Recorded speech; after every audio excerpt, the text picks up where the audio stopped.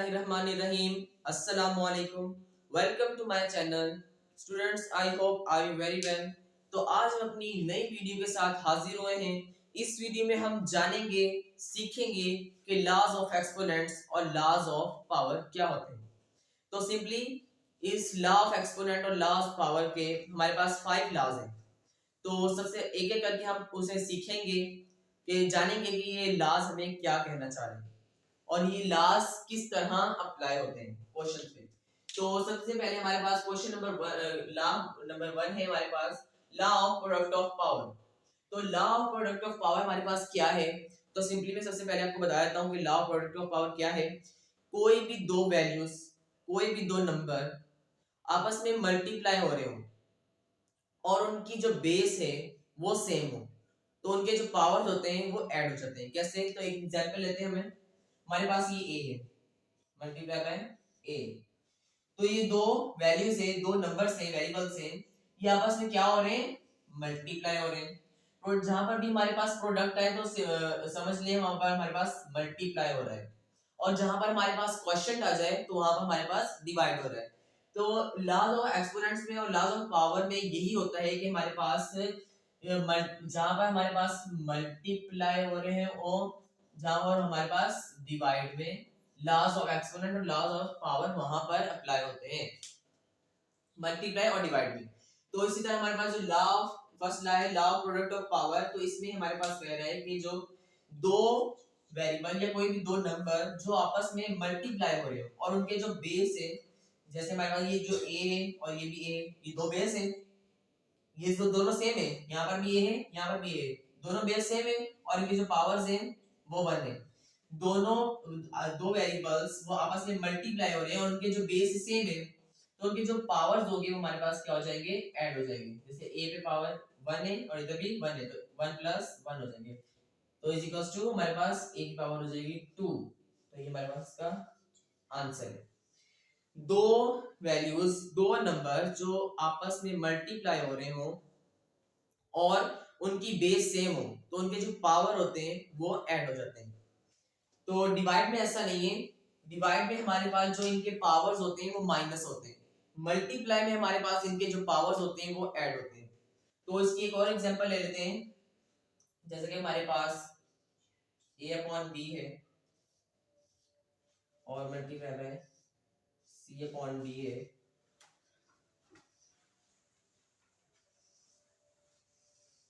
इनकी पावर है हमारे पास 4। तो ये किस तरह होगा? तो ये जो 4 पावर है ये c के ऊपर भी मल्टीप्लाई हो रही है और a अपॉन b के ऊपर भी है, तो c अपॉन d के ऊपर भी है। तो सिंपली सबसे पहले हमारे पास ये दोनों मल्टीप्लाई हो रहे हैं, a अपॉन b पे पावर b हमारे पास 4 आएगा, मल्टीप्लाई c पावर d के ऊपर भी हमारे पास पावर 4 है। तो अब यहाँ पर देखें, जो हमारे पास a अपॉन b है और ये c अपॉन d है, ये दोनों बेस हमारे पास सेम है? नहीं, नहीं सेम, तो हमारे पास जो इनके जो पावर्स होंगे वो हमारे पास ऐड नहीं होंगे। तो ये हमारे पास यहीं पर खत्म हो जाए। तो सिंपल यहाँ पर ये बताना चाह रहा है ला कि हमारे पास अगर बेस सेम ना हो तो उनके जो पावर्स होते हैं वो ऐड नहीं होते, और जब हमारे पास बेस सेम हो तो उनके जो पावर्स होते हैं वो ऐड हो जाते हैं। तो आई होप आपको अच्छे तरीके से ये ला समझ में आया होगा। मूव ऑन होते हैं अपने सेकंड ला की तरफ। स्टूडेंट्स, हम अपने सेकंड ला की तरफ आ चुके हैं। तो हमारा जो सेकंड ला है वो है law of power of power. जो हमारे पास लॉ ऑफ पावर है, तो ये हमारे पास ये लॉ क्या बताना चाह रहा है कि सिंपली पावर के ऊपर जो पावर होती है वो किस तरह हल होती है। तो एक एग्जांपल लेते हैं। ये हमारे पास a है, इसके ऊपर पावर 2 है, a के पावर ऊपर पावर 2 है, फिर ब्रैकेट उसके पावर और उसके पावर हमारे पास ऊपर पावर 4 है। तो ये किस तरह हल होगी? जो हमारे पास a के ऊपर पावर है तो उसके ऊपर जो पावर है हमारे पास 2 के साथ मल्टीप्लाई होगी। जो 4 है हमारे पास वो 2 के साथ मल्टीप्लाई हो जाएगा। पावर पे पावर क्या होती है? मल्टीप्लाई होती है।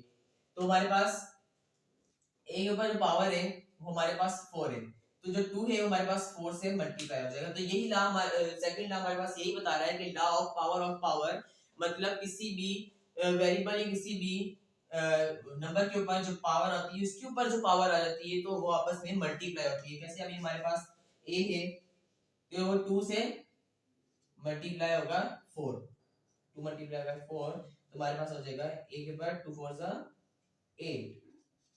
तो ये इसका आंसर आएगा। ये पावर पे पावर मल्टीप्लाई होती है, फिर मल्टीप्लाई पे पावर ऐड होती है। तो जैसे कि अभी हम आपने यहाँ पर हमारे पास 2 है, 2 पे पावर 2 है, फिर उसकी पावर 4 है, उसकी पावर 6 है, फिर पावर 8 है। यहाँ से अगर 20 तक चले जाए, 30 तक भी चले जाए तो आपने घबराना नहीं है, परेशान नहीं होना कि अभी इसको कैसे हल करेंगे। तो ये भी सिंपल है, जितनी ज्यादा आपके ऊपर वहां पर पावर्स पे पावर आती जाएंगी तो आपने उनको मल्टीप्लाई करना है। 2 को भी 4 से मल्टीप्लाई करना है, 4 को 6 से मल्टीप्लाई करना है, 6 को 8 से मल्टीप्लाई करना है, 8 से आगे 10 आ जाएगा या 9 आएगा, जो भी आएगा आपने सबको मल्टीप्लाई करते जाना है और उसका जो आंसर आएगा वो इसके ऊपर 2 के ऊपर चलेगा। और 2 के ऊपर अगर यहाँ पर 2 है तो उसके ऊपर जितनी बार आएगी तो उतनी टाइम मल्टीप्लाई होगा। अगर यहाँ पर कोई 2 ना हो, कोई भी वेरिएबल हो, अल्फाबेट यहाँ पर a हो, तो हमारे पास जो भी इसका जो आंसर आएगा पावर्स का वो हमारे पास इसके ऊपर वैसे के वैसे रहेगा। तो हमारे पास अगर यहाँ पर हमारे पास 2 पे पावर 4 है, 6 है, 8 है, मोर देन जितनी भी है तो आपको उसको हल करके इसके ऊपर जो पावर आएगी वो इसके ऊपर ऐड हो जाएगी। तो दो तरीके हमारे पास इसको हल करने के, लॉ ऑफ पावर को किस तरह हल किया जाता है। सो आई होप आपको ये लॉ भी बहुत अच्छे तरीके से समझ में आया होगा। मूव आते हैं अपने थर्ड लॉ की तरफ। तो स्टूडेंट्स हम अपने थर्ड लॉ की तरफ आ चुके हैं। तुम्हारा जो थर्ड लॉ है वो है law of power of product. Law of power of product क्या है? तो ये भी बहुत सिंपल है। एग्जांपल लेते हैं, हमारे पास ये a है और ये b है, तो इसके ऊपर हमारे पास पावर है 2। तो ये जो a और b है इनके ऊपर जो पावर 2 है वो सिर्फ a b के ऊपर, दोनों के ऊपर नहीं है, वो a के ऊपर भी है, b के ऊपर भी है। कैसे? जब इसको हम खोलेंगे तो ये 2 है वो a पर भी आएगा, 2 जो वो b के ऊपर भी आएगा, a स्क्वायर और ये b स्क्वायर। तो ये आपस में क्या हो रहा है? मल्टीप्लाई हो रहे हैं। तो जो अगर हमारे पास ये आपस में मल्टीप्लाई तो हो रहे हैं, आप इनके देखें तो बेस सेम है नहीं, तो इनके पावर जो है वो ऐड नहीं होंगे, तो इसका आंसर यहीं पर रहेगा। तो ये जो law of power of product क्या कहता है? प्रोडक्ट से आप जाने तो ये हमारे पास मल्टीप्लाई में जो प्रोडक्ट के जो पावर्स होते हैं, एनीवे यहाँ पर जो कुछ भी आ जाए, ए बी आ जाए या फिर कोई नंबर आ जाए, कुछ भी आ जाए, तो उसके ऊपर जो हमारे पास पावर जो ऊपर दी होती है वो सब के ऊपर होती है।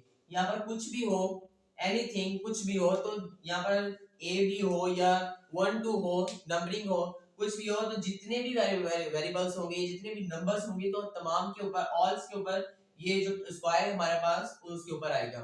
तो ये लॉ सिंपली ये कहना चाह रहा है कि law of power of product मतलब या जो हमारे पास a और b जो मल्टीप्लाई हो रहा था इसके ऊपर जो पावर था 2 था, वो सिर्फ a या b के ऊपर, सिर्फ a अकेले के ऊपर नहीं आएगा किसी भी, ये a पर भी आएगा, b पर भी आएगा। तो ये लॉ सिंपली ये कहना चाह रहा है कि लॉ ऑफ पावर प्रोडक्ट या a b या कोई भी वैल्यू है उसके ऊपर जो पावर है वो ऑल नंबर्स पे आएगा या ऑल वेरिएबल्स पे आएगा। सो आई होप आपको ये थर्ड लॉ भी बहुत आसानी से समझ में आया होगा। तो मूव ऑन होते हैं हम अपने फोर्थ लॉ। स्टूडेंट्स हम अपने फोर्थ लॉ की तरफ आ चुके हैं। तो हमारा जो फोर्थ लॉ है वो है law of power of quotient. ये हमारे क्या कहते हैं थर्ड लॉ की तरह ही है। तो हमारे पास जो यहाँ पर फोर्थ लॉ है हमारा वो है law of power of quotient. तो इसमें हमारे पास क्वोशंट से आप देखिए हमारे पास यहाँ पर डिवाइड की बात हो रही है, तो थर्ड की तरह ही है, इसमें हमारे पास डिवाइड का रूल आ रहा है कि हमारे पास एग्जांपल लेते हैं, हमारे पास a अपॉन b है और इसके ऊपर पावर हमारे पास 3 है।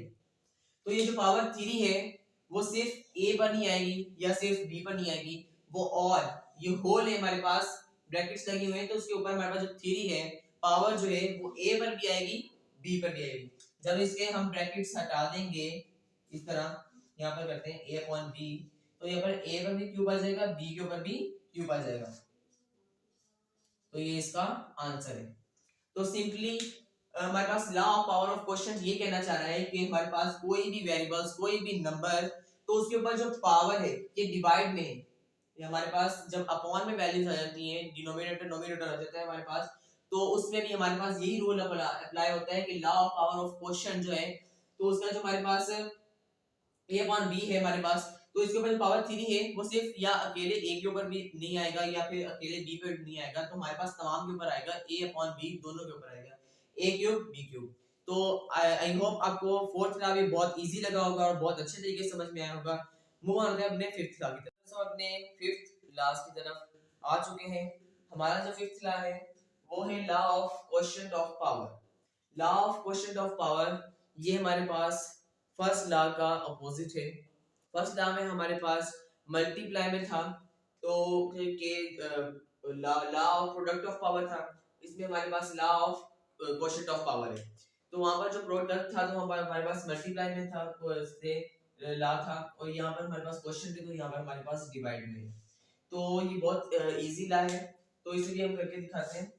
यहाँ पर देखिए हमारे पास 3 के ऊपर है पावर 5, एग्जांपल दे रहा हूँ आपको, 3 पे पावर 5 है और यहाँ पर 3 पे पावर 2 है। तो हम इसे किस तरह हल करेंगे इस लॉ की मदद से। तो जो हमारे पास 3 की पावर स्क्वायर है और 3 की पावर 5 है, तो law of quotient of power में क्या होता है, हमारे जो पावर्स होती हैं हमारे पास माइनस होती है। तो ये जो 3 का पावर स्क्वायर है ये हमारे पास छोटी रकम है, छोटी पावर है, तो हमारे पास जो छोटी पावर होती है वो हमेशा बड़ी पावर के पास जाती है। बड़ी पावर हमारे पास नीचे नहीं आएगी, छोटी पावर हमारे पास ऊपर जाएगी। अगर हमारे पास छोटी पावर ऊपर हो और बड़ी पावर नीचे हो तो हमारे पास ऊपर वाली पावर हमारे पास नीचे आएगी। इसी तरह भी हमारे पास छोटी पावर नीचे है तो हम इसे ऊपर लेकर जाएंगे। कैसे? हमारे पास 3 बेस सेम है हमारे पास, अगर बेस सेम ना हो तो ये हमारे पास हल नहीं होगा। अगर बेस सेम है हमारे पास तो हमने क्या लिखा, 3 5 माइनस 2 इज इक्वल्स टू 3 पे पावर क्या होगी 3 इज इक्वल्स टू 27। 3 is 9, 3 पे पावर 3 मतलब 3 को 3 टाइम मल्टीप्लाई करना इज इक्वल्स टू 27 के। तो ये हमारे पास इसका जवाब आ गया है। तो आई होप आपको law of quotient of power ये भी आपको समझ में आया होगा। तो आपको 5 लॉज अगर समझ में आ गए हैं, अगर कोई भी क्वेश्चन है, सवाल है, तो आपने मुझे कमेंट में पूछना है, तो मैं आपका वो डाउट, वो इशू वो आपका क्लियर कर दूंगा। तो आपने जरूर मुझे कमेंट में पूछना है। अगर आपको कोई क्वेश्चन है तो आप मुझसे कमेंट में पूछ सकते हैं।